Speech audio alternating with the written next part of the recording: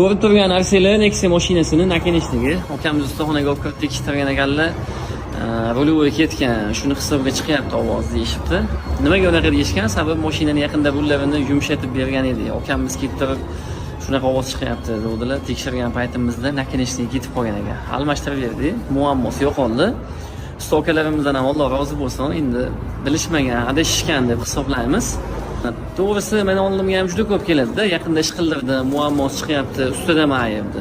Oka, muammoingiz bo'lsa hal qilib keling. Menda qildirmoqchi bo'lsangiz noldan klient bo'lib keling deyman.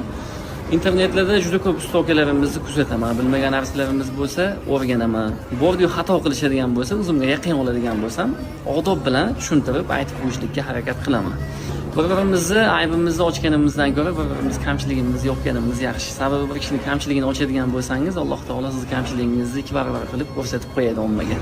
Usta akalar, biz sizlarni yaxshi ko'ramiz. Sizlar bizni yomon ko'rsanglar ham biz sizlarni yaxshi ko'ramiz. Bir-birimizga poddeshkaga chiqib ishlaydigan bo'lsak, yaxshi bo'ladi. Hammamizda ham bitta bilmagan, ikkilangan, tushunmagan narsamiz paydo bo'lib qolishligi mumkin. Bir-birimizga yordam bersak, inshaalloh yaxshi bo'ladi. Biz sizlarga manfaatli bo'lgan videolarni qo'yib borishlikka harakat qilamiz. Bizni qo'llab-quvvatlashda hamda kuzatishda davom etinglar. Usta akalar, neshtamiz?